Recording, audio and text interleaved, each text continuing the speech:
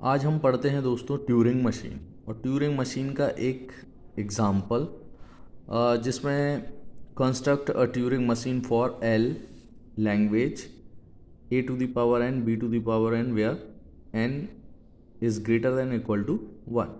ये क्वेश्चन आपको मिला है ना। इसमें हमें क्या करना है,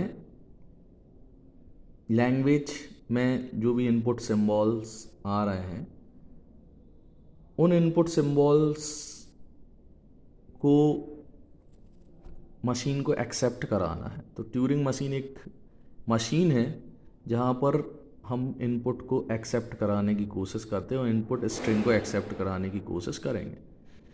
मान लेते हैं हम n जो है यहाँ पर n है जो वो 3 है, ठीक है।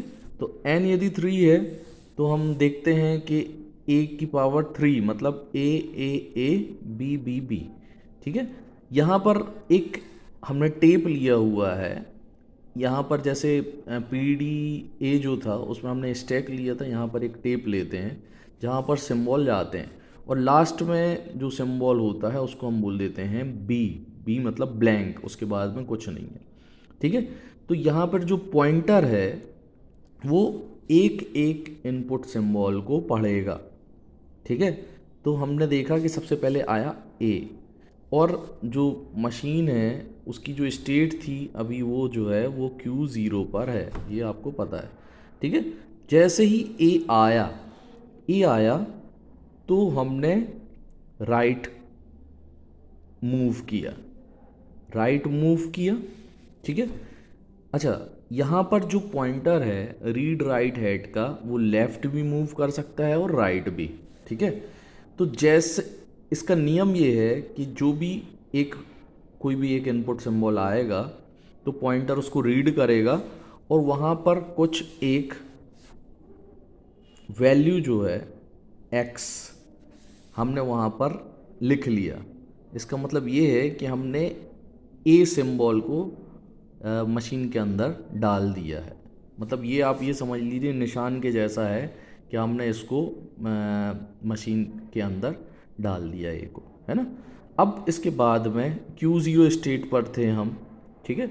और जैसे ही एक नया सिंबल आया हम Q1 स्टेट पर पहुंच गए, ठीक है।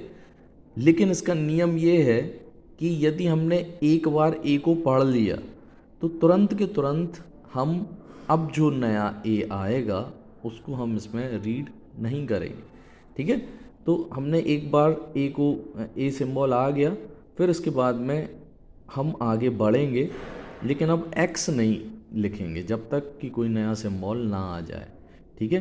तो हम आगे बढ़े, फिर से ए आया, स्टेट चेंज नहीं हुई, फिर से अगेन ए आया, स्टेट चेंज नहीं हुई, ठीक है। तो ये 2 ए फिर से हमारे पास में आ गए हैं, है ना। लेकिन अब यहाँ ध्यान देने वाली बात ये है कि अब जैसे ही एक कोई नया सिंबल आएगा जैसे कि बी, यहाँ पर जैसे ही बी आएगा अब जो यहाँ पर x लिखा था यहाँ पर हम लिखेंगे y और जैसे ही y लिखेंगे तो अभी जो राइट मूवमेंट हो रहा था हेड का अब वो हेड जो है वो लेफ़्ट मूवमेंट करने लगेगा। तो जैसे ही यहाँ पर y आया अब यहाँ से हेड ने लेफ़्ट मूवमेंट करना स्टार्ट कर दिया। ये जो है इतनी चीज़ें आप यदि समझ गए तो आपको बहुत अच्छे से ये क्वेश्चन आने लगेगा, ठीक है। और जैसे ही हमने लेफ़्ट मूवमेंट किया तो स्टेट चेंज हो जाएगी और स्टेट चेंज होके Q2 स्टेट पर हम पहुंच गए, ठीक है। अब यही पूरी की पूरी प्रोसेस आपको पूरे क्वेश्चन में करनी है, ठीक है। लेकिन अब हम जब वापस लौट रहे हैं तो स्टेट चेंज नहीं होगी, ठीक है।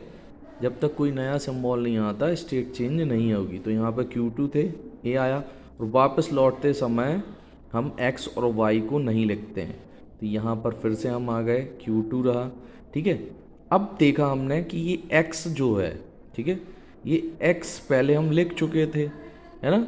तो यहाँ से हम क्या करेंगे, फिर से वापस लौटेंगे। जैसे ही ये x दिखेगा यहाँ से हम वापस लौटेंगे, ठीक है।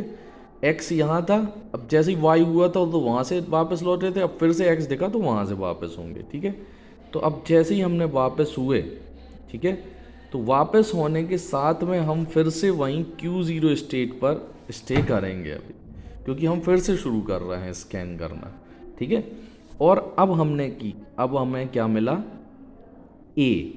अब जैसे ही ये ये मिला तो अब हमने फिर से उसको एक्स के फॉर्म में कन्वर्ट कर लिया। ठीक है, और जैसे ही किया तो फिर उसके बाद में जो हमारी स्टेट थी, जैसे यहाँ चेंज हुई थी Q1 में, वैसे ही यहाँ पर स्टेट चेंज हो जाएगी Q1। ठीक है, इसके बाद में अगेन हमें क्या मिला है, A। ठीक है, तो हमने देखा कि अगेन A मिला है। इसके बाद में देखो क्या मिला है, इसके बाद में हमें क्या मिल रहा है, Q1 के बाद में Q0 Q1 और फिर से हमें लिखना है Q1। अब देखा हमें B मिला। ठीक है, अब जैसे ही B मिला तो B को एक बार हम चेक कर चुके थे, ये वाले B को, इसलिए हमने Y लिखा था यहाँ पर। ठीक है, तो इसलिए अभी हम कुछ नहीं करेंगे और आगे बढ़ जाएंगे। ठीक है, और फिर से जो स्टेट है अभी Q1 ही रहेगी, है ना। लेकिन अब हम देखते हैं कि अगला B हमें मिल गया। ठीक है, यहाँ पर देखते हैं हमें अगला B मिला, और अगला B मिला तो हमने बताया था एक B तो Y बन गया था, अब दूसरा B भी हम Y बना देंगे। और जैसे ही हमने दूसरे B को Y बनाया, वैसे ही स्टेट में जो हेड है उसका मूवमेंट जो है वो लेफ़्ट की तरफ होने लगेगा। ठीक है, और जो स्टेट है वो हमारी Q2 हो जाएगी। ठीक है, यही चीज़ हमें लास्ट तक करनी है। ठीक है, तो यहाँ पर हमने देखा Q2, ठीक है, यहाँ पर देखा Q2, यहाँ पर देखा Q2। ठीक है, तो ये हमने यहाँ पर कर लिया। हमने देखा कि फिर से हमें x यहाँ पर मिल गया है। ठीक है, और x जैसे ही हमें यहाँ पर मिला, ठीक है, ये क्योंकि कन्वर्ट हो चुका था, फिर से हमारी जो पोजीशन है फिर से हमारी Q0 से स्टार्ट यहाँ पर हो जाएगी। और Q0 से हमारी पोजीशन स्टार्ट होने के बाद में अब हमें मिला फिर से नया ए, तो अब हम यहाँ पर लिखेंगे x, यहाँ पे Q1, और वही सेम टू सेम प्रोसेस चलती रहेगी Q1। ठीक है, ये y ये हमें मिल चुका था। ठीक है, y बन चुका था। अब ये जो है लास्ट b हमें मिलता है, और जैसे ही लास्ट भी मिलता हमने उसको भी y बना दिया। ठीक है, और यहाँ पर जब हम लौटेंगे तो इसको हम क्या लिख देंगे, फिर से Q2। ठीक है, Q2 लिखा, फिर वापस लौटे Q2, फिर वापस लौटे Q2। ठीक है, अब हम देख रहे हैं कि 1 2 और 3 तीनों ए हमारे क्या बन गए हैं, x बन गए हैं। अब हमें क्या करना है, फिर से वापस लौटना है। ठीक है, और जैसे ही हम वापस लौटेंगे Q0, फिर से हम स्टेट पे आ जाएंगे Q0। अब हमें यहाँ पर एक y था वो हमें मिल गया था। ठीक है, तो यहाँ पर हमने स्टेट चेंज की, है ना। ठीक है, तो यहाँ पर यहाँ पर हम स्टेट चेंज करेंगे, है ना। Q1, ठीक है, फिर आगे बढ़े Q2, फिर आगे बढ़े दूसरा बाय, तीसरा बाय, और Q3। ठीक है, और लास्ट में जो भी सिंबल मिलता है ना, लास्ट में जो भी सिंबल मिलता है B, उसके बाद में हम लिख देते हैं यहाँ पर Q4। और हमने ये पूरे के पूरे A